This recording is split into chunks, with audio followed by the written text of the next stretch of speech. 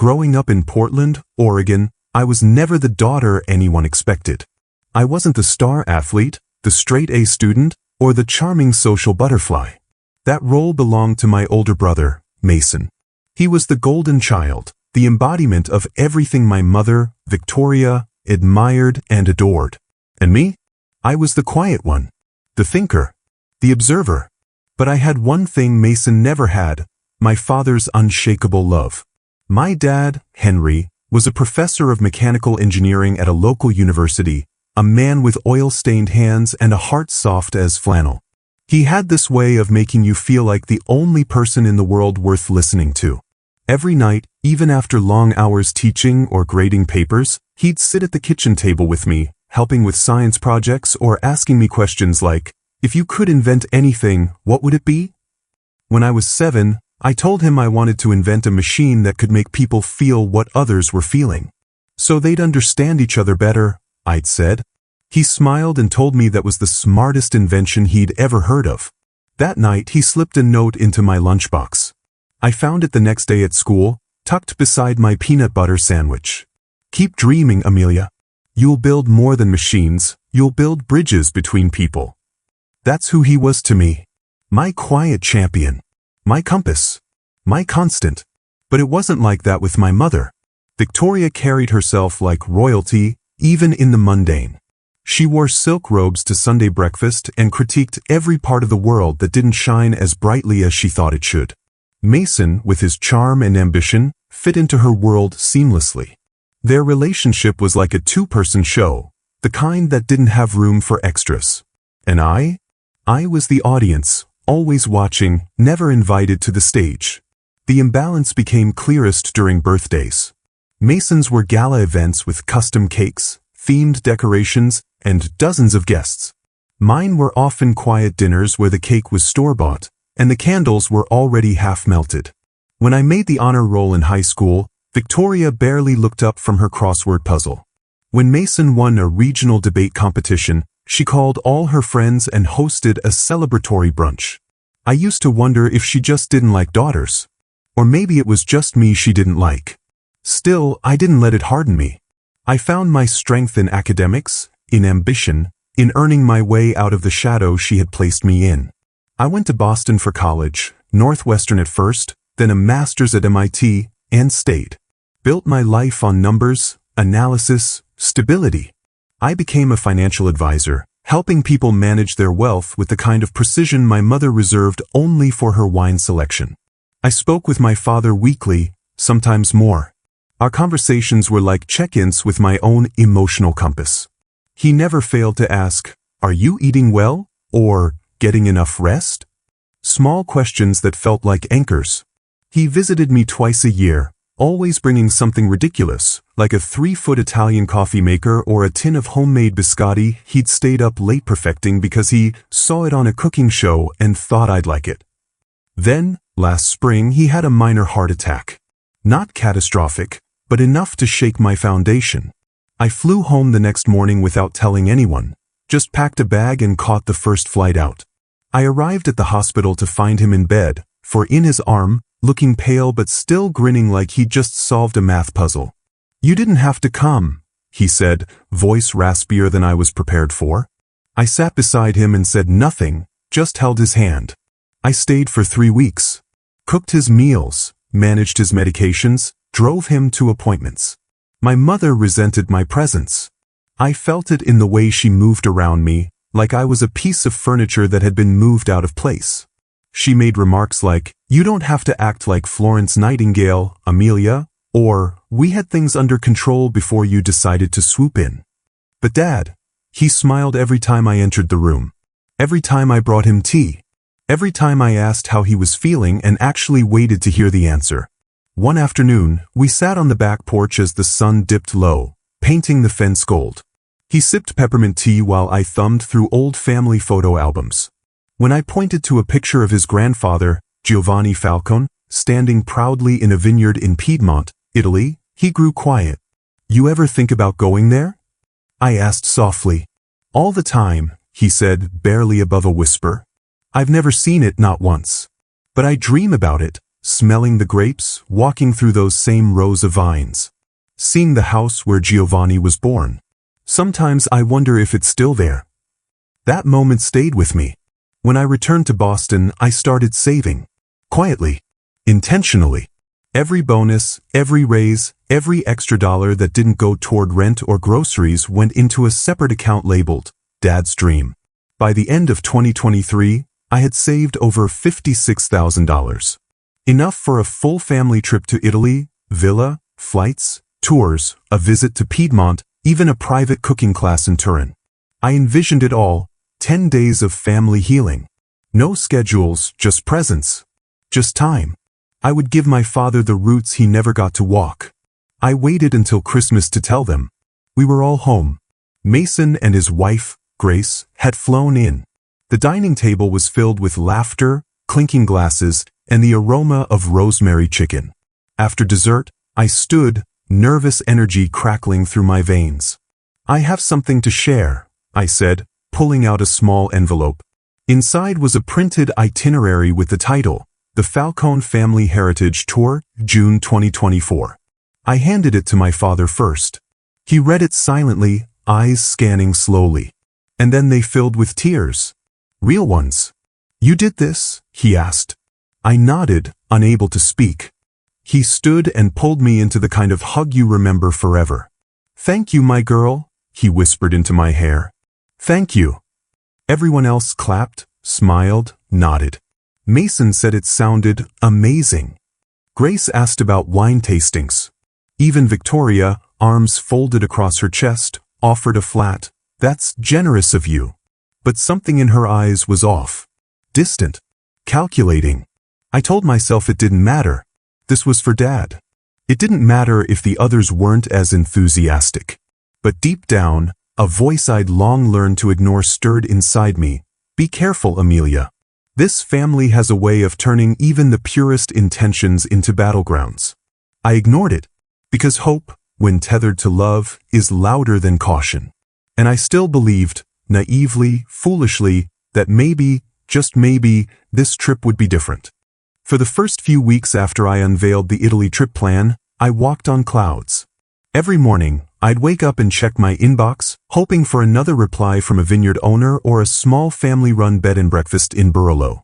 Planning this trip wasn't just logistics, it was stitching together a dream. I was creating something that, in my heart, would be more than a vacation.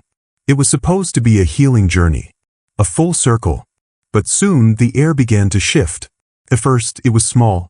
A phone call I expected from Mason about flight preferences went unanswered for 4 days. When he finally texted back, it was vague. Whatever works. I trust you. A compliment on the surface, maybe. But the lack of engagement felt hollow. I asked about food allergies for Grace, no response. I sent 2 hotel options for Florence, radio silence. Mom, meanwhile, began forgetting our planning calls. Oh, was that today? I completely forgot I had my book club. Can we push it to next week? Your Aunt Denise just dropped in unexpectedly. Every time I tried to bring up the trip, it was like tossing a match into a wind tunnel, snuffed out before it had a chance to catch fire. Conversations were rerouted so quickly, I began to wonder if I was imagining the resistance. Dad was the only one who remained truly enthusiastic. He called me twice a week to update me on his progress with Duolingo. Did you know the word for grape is uva? That'll come in handy when I'm asking for seconds at a vineyard. Sometimes I'd hear him repeating phrases in Italian in the background when I was on the phone with Mom. His voice, steady and hopeful, cut through her coolness like sunlight filtering through blinds. Still, the tension was hard to ignore. During one Sunday dinner, I brought a folder with brochures and printed itineraries. It was a crisp February evening, and I'd even stopped to pick up biscotti from that little Italian bakery Dad loved. Mason and Grace were already there when I arrived, seated in the living room with Mom, talking about a fundraiser Grace was chairing. I smiled and held up the folder. Okay, I've narrowed it down to 2 options for the villa in Piedmont. Both have space for all of us, and... We were just talking about Grace's charity event. Mom interrupted, her tone gentle but firm. Could we come back to this in a bit? Dad, who had just walked in with a tray of drinks, looked from me to Mom and said nothing. The silence stretched. I sat down, my hands still resting on the folder in my lap, feeling suddenly like I was 12 again, uninvited to the table, even when I was already seated. That evening ended like so many others. Smiles, polite conversation, and no progress. I tried to tell myself I was being sensitive, that planning a family trip was bound to hit scheduling snags. But then came the night that broke the illusion. It was mid-March, and I had just finished finalizing our tentative itinerary. 10 days. Piedmont to Florence. Vineyard tours. A stop in Castellina, where Dad's grandfather had been born. A cooking class in Alba. The works. I decided to call Mason directly. He picked up on the second ring. "Hey, sorry I've been MIA, he said casually. "It's been crazy at the firm." "No worries. I just wanted to run through the latest updates. Flights are booking fast, and I'd like to confirm the group's preferences." He paused. "Honestly, Amelia, can I be straight with you for a sec?" My stomach dipped. "Of course. Look, this trip, it's a great idea. Really. And I know it means a lot to Dad. But I think you might be overestimating what he's up for." "Italy? International travel? He's almost 60. "He's not 80, I said, my voice cooler than I intended. "And he's been excited about this every time we've spoken." "Yeah, but you know how he is. He doesn't like disappointing people. He'd probably say yes to a hot air balloon ride if you pitched it with enough emotion." My hand clenched around the phone. "Mason, he's been practicing Italian. He asked me last week to send him Olive Grove tour options." Okay, he said quickly. "I just think we should keep our expectations realistic. Maybe something local would be better for everyone." Stress? Less stress for who? I wanted to ask. For you? For Mom? Instead, I ended the call with a tight, "I'll think about it." The real blow came the following Sunday. I had brought over 2 sample wine bottles from a boutique importer I'd found online, thinking it would help build enthusiasm. Dad was delighted. He poured 2 glasses and insisted we each try a sip and pretend we were already sitting on the balcony of our villa. We laughed, clinking glasses, the moment light and rare. Then Mom came in from the kitchen and leaned against the doorway, arms crossed. "You two look like you're having a lovely time," she said. "Come join us," Dad said, lifting his glass. "This is a Nebbiolo from Barbaresco. The exact region we'll be visiting." "Assuming we even go," she said under her breath. The room shifted instantly. "What's that supposed to mean?" I asked. She didn't answer. Instead, she turned to Dad. "Henry, you've always hated long flights. And that villa Amelia picked. Do you really think it's comfortable for someone your age? It's not even on flat ground." "I can manage a hill or two, Vic," he replied gently. She looked at me then, her expression unreadable. "Some things just feel unnecessary. We could have a beautiful celebration right here. A party in the garden. All our friends. No passports needed." "But it's not what he wants," I said, my voice shaking. "You don't get to override his dream because it's inconvenient." Dad put a hand on mine under the table. That moment, that quiet, affirming touch, meant everything. It told me I wasn't imagining things. That he saw what was happening too. Later that night, after the others had gone to bed, I found Dad in the backyard, staring up at the moon. I sat beside him on the cold wooden bench, the scent of wet earth in the air. "You okay?" I asked. He nodded slowly. "You know, when I was your age, I wanted to move to Italy for a whole year. I even applied to teach at a university in Florence." "Really?" "Yeah. But your mom was pregnant with Mason. And then life happened. One choice became another. And before I knew it, 30 years passed." We sat in silence. "You deserve to go," I said. "To stand where your grandfather stood. To walk that land." He looked at me then, eyes soft and glassy. "The only thing I want more than seeing Piedmont is seeing it with you." It was a gray March afternoon in Boston, the kind of day where the sky hovered low, smothering the sun and pressing on your chest like a weight. I had just finished a client meeting and rushed to the airport website during lunch. The flights to Milan were filling fast, prices creeping higher by the hour. If we didn't book by Sunday, it would cost us thousands more. Called Mom. Hey, I said, trying to sound breezy. I was thinking we could go over the flight details tonight. I'll swing by after work with my laptop. There was a pause. The kind that lasts one beat too long. Oh, she said, tonight might not be the best time. I've got a few people coming over. Just a quick chat, I insisted. Dad can weigh in on whether he wants to fly into Milan or Florence. She sighed. Fine. If it's important to you. That was all the warning I got. When I pulled up to my parents' colonial home in Newton, something immediately felt off. There were too many cars on the street. Aunt Georgia's powder blue Volvo. Uncle Don's truck. Even Mason's Tesla, which he usually parked in the garage to avoid scratches, was sitting out front. I squinted through the window, my stomach tightening. Balloons. Balloons? Red and gold streamers hung across the entryway. Through the sheer curtains, I could see silhouettes milling in the living room, holding wine glasses and paper plates. My first thought was that I'd gotten the date wrong. Maybe we were doing an early birthday celebration? But no one had told me. Not a text. Not a whisper. Not even a bring dessert. I knocked on the door instead of using my key. It was Ashley, my cousin, who opened it. Her smile froze the moment she saw me. Amelia, I didn't know you were coming. Neither did I, apparently, I said, stepping inside. The living room burst with soft conversation, jazz music playing from the Bluetooth speaker Dad always insisted on using.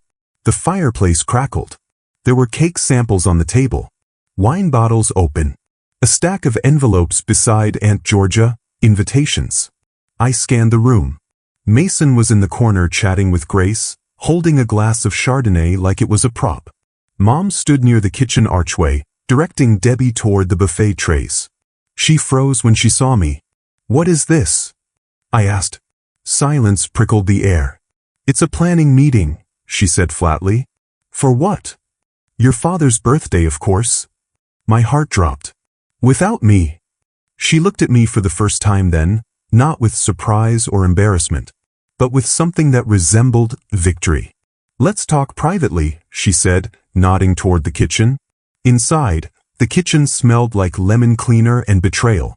I set my bag down on the marble island and faced her. You've been planning a party without me? We didn't think you'd be interested, she replied, arranging napkins that didn't need arranging. I've been planning this for 2 years, I said, my voice rising. I've been saving every dollar, researching hotels, calling distant relatives in Italy. This trip was supposed to be the celebration. A trip no one asked for, she said sharply. One that excludes the people who matter most. Excuse me? She finally looked at me. Henry is turning 60, Amelia. That doesn't mean he needs to hike Tuscan hills or be dragged through airports and language barriers. He needs rest. Familiar faces. Not some elaborate European fantasy. It's not a fantasy. It's his dream. He never told me that. Because you never asked. The room was buzzing now with tension, like a radio just off the right frequency. Why are you doing this? I asked. Why are you trying to erase me from this? She folded her arms. Because we all agreed, you're not invited to your father's birthday party. Silence. Absolute, suffocating silence. It wasn't a slip of the tongue. It wasn't an emotional outburst. It was intentional. Controlled. A line drawn in stone. What did you just say? She didn't flinch. We all agreed. I stared at her, willing her to take it back. She didn't. She just tilted her chin, that tight-lipped smirk curling at the edge of her mouth. The one she wore when Mason brought home awards. The one she wore when she corrected me in front of guests. It wasn't just about a party. Or a trip. This had been building for years, maybe decades. I just never saw it clearly until now. I took a slow step backward. My hands were trembling. Is Dad in on this? She blinked. Who trusts my judgment? No, I said, voice cracking. That's not what I asked. Does he know you're doing this? She didn't answer. That was all the answer I needed. I walked out of the kitchen, past the confused stares, past Mason, who at least had the decency to look ashamed. Dad wasn't there, of course he wasn't. I'd later find out she'd sent him to the store for supplies, knowing I was coming over. As I walked down the path to my car, the cold wind stung my cheeks. I sat in the driver's seat for several minutes before I could even start the engine. The memories flooded me like a tidal wave. All those nights staying late at the office to hit savings goals. All those calls in broken Italian with Signora Bianchi about the family vineyard. All those dreams of walking beside my father through the town where his grandfather was born. All for nothing. I drove home in silence. The city lights blurred through the windshield. My chest ached in a way I'd never felt before, not heartbreak, exactly. Something deeper. The pain of being severed from a family that never fully embraced me. That night, I canceled everything. The villa. The flights. The museum tours. The cooking class Dad was so excited about. And then I transferred the $56,000 I'd saved back into my personal account. It was done. Hours later, I sat on the floor of my apartment with a bottle of red I'd bought for our departure toast. The cork sat beside me like a relic of a life I no longer belonged to. The wine tasted bitter. My phone buzzed. I let it go to voicemail. Then Mason. Then silence. I should have cried. I wanted to. But the tears wouldn't come. Only numbness. Until I remembered something small. A moment I hadn't thought about in years. I was 6. I had scraped my knee trying to ride without training wheels. I ran into the house sobbing, Mom scolding me for tracking dirt. But Dad came and sat on the porch with me for an hour. He cleaned the wound, told me it was okay to fall, okay to try again. Don't let anyone tell you where you belong, Peanut, he'd whispered. You ride your own road. Now here I was, grown, broken, bruised, not from a scraped knee but from a mother's cruelty. And still, his words echoed. Maybe the road I was meant to ride wasn't the one they offered me. Maybe it was time to ride alone. The cancellation emails hit my inbox in a wave, each one a death knell to the dream I had carried for 2 years. Your reservation at Villa della Vigna has been successfully cancelled. Refund processing. Flight #AZ743 to Rome, Amelia Russo. Tuscany Culinary Workshop. Booking withdrawn. The screen glowed coldly in the darkened apartment. My cursor hovered for a moment, then clicked transfer. The number blinked back at me, $56,137.45, once earmarked for a family trip that now felt like a fairy tale I had foolishly believed in. It slid back into my personal savings, silent and sterile. It was 11:08 p.m. in Boston. Rain tapped against the windows, syncopated with the sound of my heart. I walked into the kitchen, uncorked the bottle of Barolo I'd been saving for our arrival night in Italy, and poured it into a glass meant for celebration. I drank it standing over the sink, the wine bitter, acidic, nothing like the warmth I'd imagined sipping on the villa terrace. I didn't cry. I just stood there, heart hollowed, vision unfocused, feeling the exact moment when the weight of hope collapsed into grief. And then the doorbell rang. Lily. My best friend since junior year at Northwestern, the one person who had seen every version of me, panicked before final exams, drunk at karaoke bars, sobbing over my parents' impossible expectations. She stood in the doorway, drenched in rain, holding a paper bag clinking with the unmistakable sound of cheap salvation. I brought reinforcements, she said, stepping inside like she belonged here. Wine. Triple chocolate ice cream. And this. She held up a copy of Eat, Pray, Love, which I will burn on your behalf if you're not in the mood. She toed off her wet boots, dropped the bag on the counter, and wrapped her arms around me before I could speak. The tears came then, messy, guttural, grief-tinted sobs that crumpled me against her. She didn't ask questions. Not yet. We sat on the couch, legs curled up under blankets, glasses filled and refilled. I told her everything. The meeting I wasn't supposed to witness, the uninvited declaration, the silence in the kitchen as my mother watched me unravel and said nothing kind. Lily listened. She always did. I canceled the whole thing, I said finally. All of it. Even the cooking class Dad was so excited for. She was quiet for a moment, then leaned forward, resting her hand over mine. That wasn't just a trip for your dad, Amelia. That was your dream too. But it was for him. And now, she said gently, it should be for you. What? Go anyway. Go to Italy. Not for them. Not for Henry. Not for some idealized family reunion. Go because you wanted it. Because you earned it. Because you need it. I looked at her, stunned. You want me to go on a solo trip to a country I planned for an entire group? She nodded. That's exactly what I want. The idea was absurd. Me, alone in Tuscany. No group dinners. No family vineyard. No shared photos by the Florence Duomo. The itinerary I had designed was filled with we moments. And now it would just be me. It felt selfish. But Lily wouldn't let me retreat. You've spent years taking care of people who didn't take care of you, she said. Maybe it's time to figure out who you are when you're not carrying everyone else's baggage. We opened the laptop and poured another glass. It was nearly 1 a.m. when we began a search that felt more like a scavenger hunt for buried freedom. Florence was too big, too tied to the old plan. Milan felt sterile. Rome, overwhelming. Then Lily gasped. This. She spun the screen to me. A listing for a restored medieval tower in a hilltop town called Valpea, surrounded by vineyards and olive groves, overlooking the valleys of Chianti.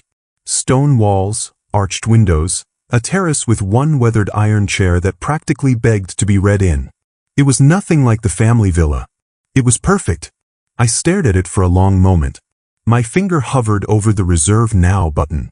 This feels like betrayal, I whispered. Lily looked at me with fierce gentleness. This isn't betrayal. This is survival. I clicked. By morning, Operation Solo Italy had an official spreadsheet. Flights, booked, direct to Florence. Car rental, confirmed, something small and stubborn like me. Tower in Valpea, reserved. Itinerary, unwritten. For the first time, I wouldn't need a color-coded plan. I wouldn't chase approval or orchestrate moments for others to feel joy. I would find something quieter, more private. A peace that didn't depend on anyone else's understanding of who I should be.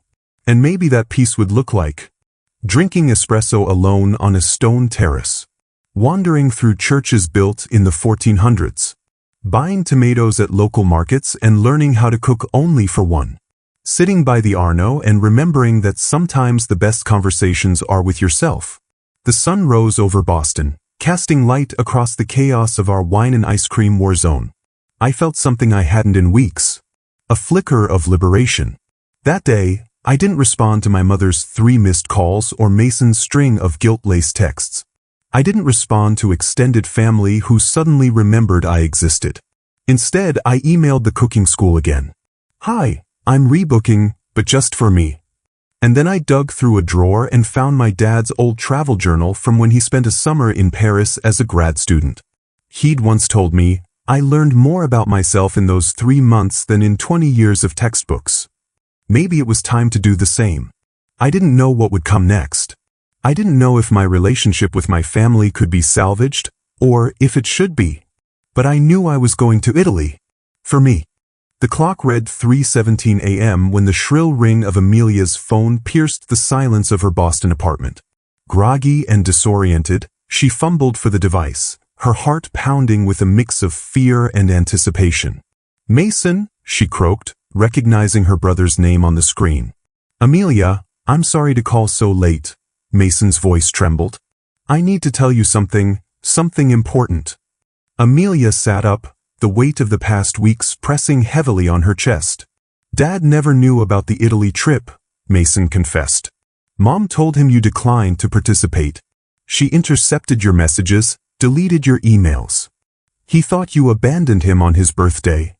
A cold wave of realization washed over Amelia. The meticulous plans, the heartfelt intentions, all twisted by deception. Where is he now? She whispered, her voice barely audible. He's at Uncle Don's lake cabin in Vermont, Mason replied. He left after discovering the truth. Determined, Amelia knew what she had to do. The journey to Vermont was a blur. The winding roads mirrored the tumultuous path of her emotions. As she approached the secluded cabin, memories of childhood summers spent by the lake flooded her mind. The cabin stood silent, nestled among towering pines, its windows aglow with the soft light of dawn. Amelia hesitated before knocking, her heart racing. The door creaked open, revealing Henry's weary face. His eyes widened in surprise, then softened with a mixture of relief and sorrow. "Amelia," he breathed, pulling her into a tight embrace. Tears streamed down her cheeks as she clung to her father, the barriers of misunderstanding crumbling in that moment. They sat by the fireplace, the warmth contrasting the coldness of recent events. Amelia recounted the planning, the dreams, the betrayal. Henry listened, his grip on her hand unwavering. "I'm sorry," he said, his voice thick with emotion. "I should have questioned things more." "It's not your fault," Amelia replied. "But now we have a chance to make things right." They spent the day reminiscing, healing old wounds, and forging a renewed bond. The lake's tranquil waters mirrored the serenity they found in each other's company. It was just after 4 p.m. when Amelia pulled into the gravel driveway of Uncle Don's cabin. A soft breeze stirred the pine trees surrounding the lake, casting their long shadows across the wraparound porch. The sky, painted in hues of gold and coral, reflected off the water's surface with a calm so at odds with the storm that had shaken her family to its core. Inside, the scent of old wood and coffee filled the air. Her father, Henry, stood by the window, staring out toward the lake with his arms folded. Mason sat at the kitchen table, fidgeting with a mug that had long gone cold. The air was thick with unspoken things. Amelia stepped inside, the screen door creaking behind her. For a moment, no one moved. "Hey," Mason said first, standing up awkwardly. He looked tired, older than the brother she remembered, like guilt had pressed its weight on him faster than time. "Hi," Amelia answered softly, her voice tight. Henry turned around. "You're here," he said with a breath that sounded like relief and heartbreak wrapped into one. They all moved slowly toward the couch, three people who'd known each other forever but had forgotten how to speak honestly. Henry sat in the center, like an anchor, while Amelia and Mason took the seats on either side. The silence was no longer hostile, it was cautious, hopeful. Henry broke it first. "I want us to talk," he said. "No more assuming. No more hiding." Amelia nodded, eyes fixed on the floor. She didn't know where to begin. Mason looked down at his hands. "I need to go first," he said. Henry and Amelia both turned to him, surprised. "I owe both of you that much." He took a deep breath, as though preparing to jump into cold water. "I believed Mom," he said, his voice raw.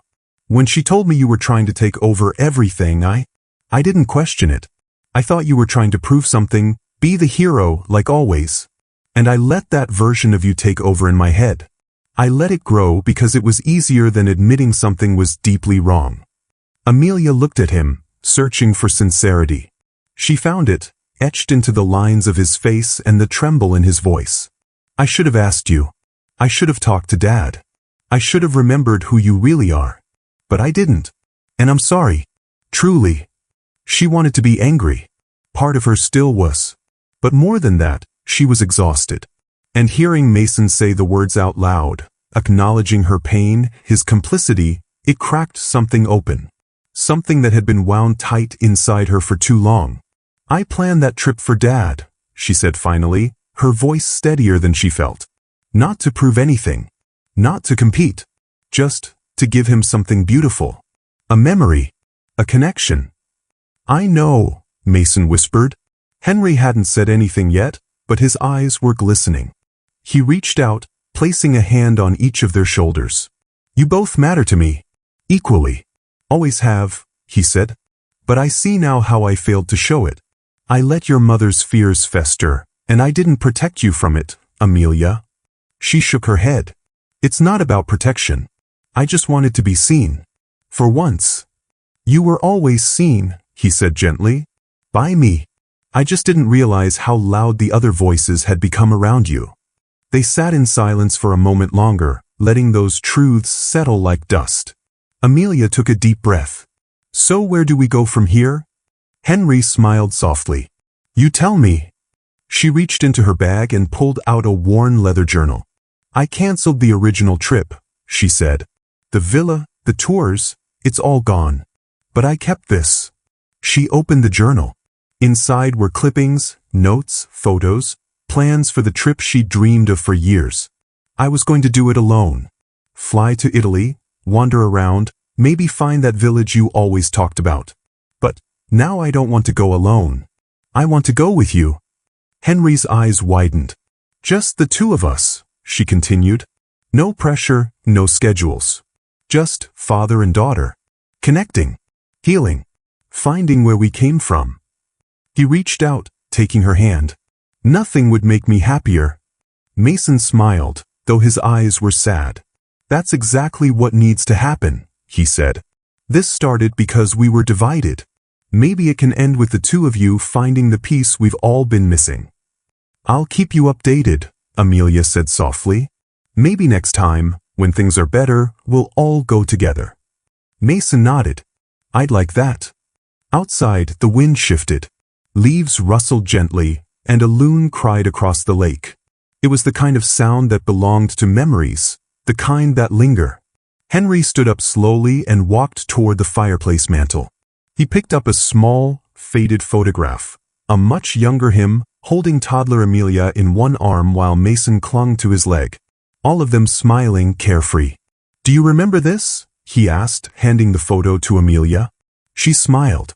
That was the day you taught me how to skip stones. You couldn't do it at first, he chuckled. But then you figured it out. 3 skips on the last row. I thought I could do anything that day, she whispered. You still can, Henry said. They spent the rest of the evening sharing stories, some painful, some funny, some long forgotten. It felt like beginning again, like reclaiming something that had almost been lost. As the stars emerged above the lake, Henry placed a log into the fireplace and sat back on the couch, his eyes settling on his daughter with a tenderness that said everything words couldn't. Let's find our roots, Amelia, he said. Let's make new ones too. And in that quiet, golden glow of firelight and forgiveness, something unspoken passed between them, something stronger than betrayal, deeper than blood. Family. The late afternoon sun cast elongated shadows across the living room floor as Amelia, Henry, and Mason sat in a tense silence. The air was thick with anticipation, each of them bracing for the confrontation that had been delayed for far too long. Victoria entered the room, her posture rigid, eyes scanning the trio with a mixture of defiance and apprehension. She clutched a cup of tea, the porcelain clinking softly against the saucer, a stark contrast to the storm brewing in the room. Henry broke the silence. Victoria, we need to talk. She raised an eyebrow, settling into her armchair. About what, Henry? Dreamstime Hin on Chat Luong. Amelia leaned forward, her voice steady but tinged with hurt. About the trip to Italy. About the lies. Victoria's eyes narrowed. I don't know what you're insinuating. Mason interjected, his tone firm. Mom, we know everything. Amelia didn't back out of the trip. You told Dad she did. You intercepted her messages, deleted her emails. You made her look like she abandoned him. Victoria's face flushed, the color rising to her cheeks. I was trying to protect this family. Amelia was always trying to take over, make everything about her. Henry stood up, his voice rising. Protect the family? By lying to me? By turning me against our daughter? Victoria's hands trembled, the tea sloshing over the rim of the cup. You always loved her more than me. From the day she was born, you looked at her like she was your world. I became invisible. A heavy silence fell over the room. Amelia's eyes welled with tears. Mom, I never wanted to come between you and Dad. I just wanted to feel loved. Victoria's facade cracked, tears streaming down her face. I was jealous. Jealous of the bond you two shared. I felt left out, unimportant. Mason moved to his mother's side, gently taking the cup from her trembling hands. Mom, we can't change the past, but we can try to heal. Victoria nodded slowly, her voice barely a whisper. I need help. I want to understand why I did what I did. Henry placed a comforting hand on her shoulder. Therapy could be a good start. For all of us. Amelia stepped forward, embracing her mother. I forgive you, Mom. Let's work through this together. As the sun dipped below the horizon, the family sat together, the first steps toward healing taken. The road ahead would be challenging, but for the first time in years, they faced it united. The cobbled streets of Barolo shimmered under the early summer sun, its terracotta rooftops glowing like embers nestled against the rolling hills of Piedmont. It was the kind of beauty that didn't scream for attention, but whispered. It welcomed you gently, as if the land knew it held your history. Amelia stood beside her father at the edge of a vineyard that stretched toward the horizon like green waves. Her boots pressed into the dark, fertile soil, the same earth her great-grandfather had once walked before leaving Italy for a life in America. It had taken them nearly a lifetime to return. For Henry, the moment was almost too much to process. "I never thought I'd stand here," he said softly, adjusting the brim of his weathered hat. This was always a dream tucked too far behind other obligations. Amelia smiled at him, eyes glistening. "It's not just your dream, Dad. It became mine too." They had arrived 2 days earlier in Turin, then driven the winding countryside roads into Barolo, guided by hand-drawn maps from distant relatives and a translator app that both helped and hilariously failed. Their Airbnb was a modest stone farmhouse at the edge of the vineyards, the windows framed with crimson shutters and the air thick with lavender. But it was more than charming scenery. It was a place that held memory in its bones.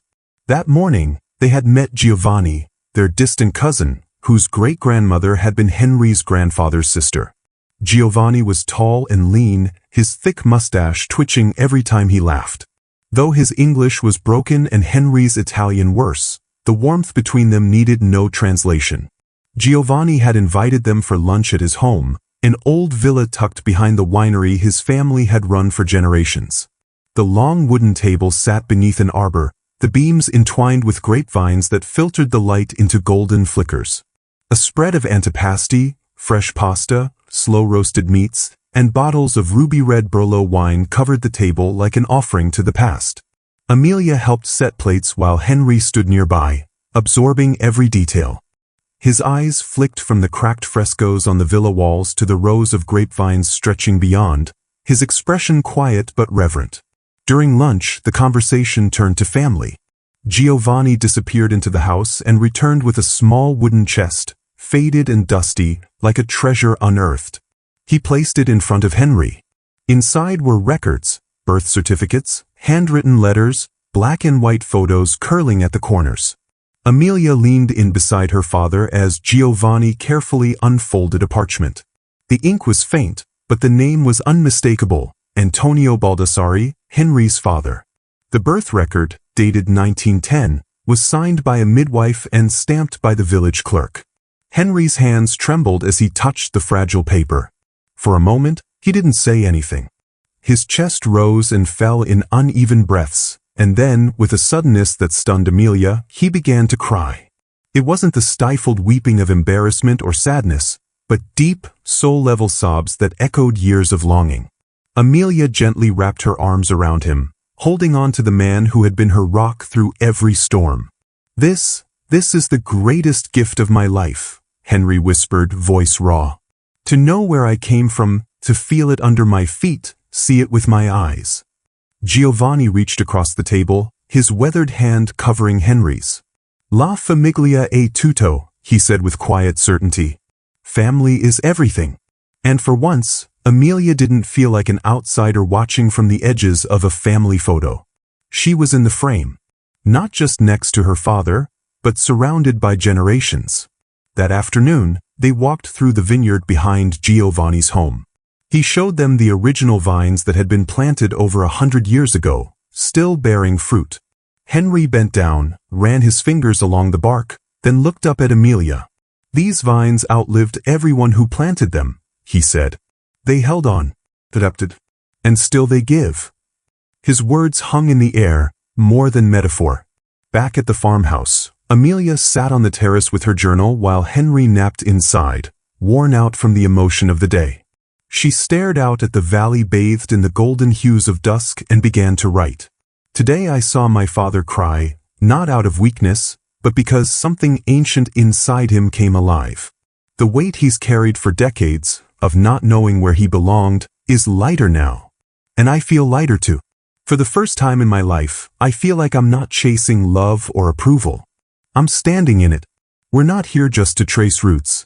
We're here to let go of wounds we didn't know we still carried. She closed her journal and breathed in the sweet air, tinged with grapes and wild herbs. That evening, Henry joined her again on the terrace with 2 glasses of wine. The stars were beginning to prick the sky, and the village was quiet, save for a distant dog barking and the low hum of insects. "You were always trying to give this to me," he said, lifting his glass. "I'm sorry I didn't fight harder for it when it mattered." Amelia shook her head. "You don't have to say that." "I do," he insisted. "You were the only one who saw what this could be. You fought through every obstacle to make it real, even when everyone else tried to take it from you." She looked at him, truly looked. The creases around his eyes, the white in his beard, the wear of years, but also the softness, the new light that had returned to him. "It wasn't just for you," she said. "I think I needed to come here too, to remember who I am outside of all that noise back home." Henry raised his glass. "To remembering. And to forgiving." They clinked their glasses softly, a sound that seemed to echo through the hills. In the days that followed, they explored more of the region, visiting old churches where their ancestors had worshipped, walking the stone lanes of Alba, tasting cheeses made from the same recipes passed down for generations. But it wasn't the sightseeing that healed them. It was the quiet moments, kneading pasta dough side by side in a cooking class, Henry laughing as flour coated his sweater, sitting silently on a hill, watching the sunrise and not needing to speak, sharing stories that had never been told before. On their last night, as they packed their bags, Henry placed the folded birth certificate gently into a leather journal. He turned to Amelia. "I don't know how things will be when we go back," he said. "But whatever happens, I'll never forget what you gave me." Amelia stepped forward, resting her hand on his. "It was never just a gift for you, Dad. It was something we both needed. This trip, it reminded me I don't have to earn love by sacrificing myself. I just have to stop hiding." They left the farmhouse early the next morning, the sky still pale with the first blush of dawn. As they drove away, Burlow disappeared behind a turn in the road, but the feeling it left, the wholeness, the grounding, would remain. This hadn't just been a journey to a place. It had been a journey home. 1 year later, the Massachusetts spring bloomed soft and tentative, as if still unsure it was welcome after a long and punishing winter. The courtyard of Kingsley University, where Henry had taught engineering for over 3 decades, was filled with students, faculty, and alumni. But it wasn't a lecture or retirement party. It was a dedication. Amelia stood at the podium, a breeze lifting the hem of her navy dress as sunlight danced through the budding branches above. Behind her was a bronze plaque set into the stone wall of the new scholarship center, the Valsky Legacy Fund, established in honor of Antonio Baldassari Valsky and all the forgotten, silenced roots from which we grow. The words shimmered in gold lettering. Below them, in smaller type, it read, "A scholarship for first-generation college students of Italian descent and for young adults navigating education without family support." Amelia looked out into the crowd and paused when she saw her father seated in the front row, tears openly tracking down his cheeks. Mason was beside him, holding Henry's elbow. Her mother, Victoria, sat 2 seats away, a silk scarf wrapped tightly around her shoulders even in the warmth of the morning. It had been a long road to this moment. Amelia adjusted the microphone. "I used to think that family was something you inherited, like eye color or your last name," she began. "But I've learned something different. Family is something you build. Choice by choice, truth by truth." A murmur of agreement rippled through the audience. She continued, her voice clear and steady, even as emotion laced her words. "This fund is named after my great-grandfather Antonio. He left Barolo, Italy, in 1912 with 2 coins in his pocket and a dream stitched into his coat lining. That dream eventually became my father. And through my father, it became me." She paused, eyes meeting Henry's. "I want this fund to support students who carry both hope and heartache, those who come from fractured families, or who carry the burden of being different, too much, or never quite enough. This is for them. Because heritage isn't just where we're from. It's who we become and how we choose to carry that forward. The applause that followed was not thunderous but sincere, people rising to their feet not out of politeness, but out of deep resonance. As Amelia stepped away from the podium, Henry stood and enveloped her in a hug so tight, she momentarily couldn't breathe. "You've made our family whole again," he whispered in her ear. "Even the broken parts." Later that evening, the family gathered at La Tavola, a small family-owned Italian restaurant tucked into Boston's North End. Nothing about it was extravagant: checkered tablecloths, candle wax dripped on wine bottles, a saxophonist playing Sinatra in the corner. But it was perfect. It was Henry's 61st birthday. This time, no one had been excluded. But more importantly, no one was pretending. Mason sat across from Amelia, laughing as he shared baby photos of his new daughter. His wife, Elena, gently rocked the baby in her arms, her smile relaxed in a way Amelia hadn't seen in years. And then there was Victoria.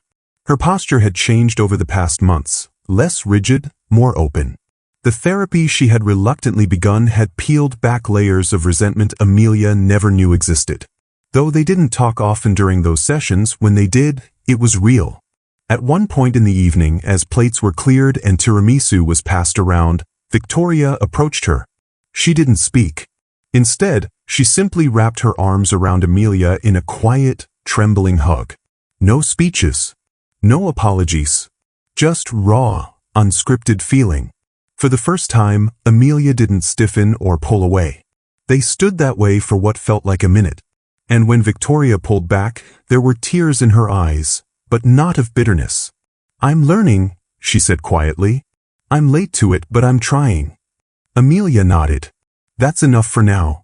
As the waiter brought out a candle-topped panna cotta for Henry, the room quieted. Henry rose from his chair, lifting his wine glass. "I've had 61 years, he began, his voice warm with the rough edges of emotion, "to think about what it means to be a father, a husband, a teacher. And this past year has been the most humbling of all." He looked around the room. "We made mistakes," he continued. "We hurt each other. Sometimes without knowing. Sometimes with full intent. But here we are." The pause. He raised his glass higher. "I used to think family was blood. But that's only the beginning. Family is what you show up for. What you choose every single day. What you protect and forgive even when it's messy. Especially when it's messy." Amelia swallowed hard. Henry turned toward her. "And if you're lucky, you get to see your children become the kind of people who make you want to be better." He clinked his glass gently against hers. "To Amelia. To legacy. And to the kind of family you create, not the one you're handed." The room echoed with the soft clinks of glasses meeting and murmured words of agreement. That night, as they stepped into the cool Boston air, Amelia stood alone for a moment under the amber glow of the streetlight. She looked up at the night sky, clear and vast, and exhaled the breath she hadn't realized she'd been holding for years. They had made it. Not to perfection, but to honesty. To a version of family that could bend without breaking. To a future not dictated by what was broken, but by what could be built. Life lesson. You don't always get to choose the family you're born into. But you do get to choose how the story continues. Truth may shake the foundation, but love, when chosen, protected, and nurtured, can rebuild even stronger than before. It may not look like the fairy tale, but it can become something real. And real is enough.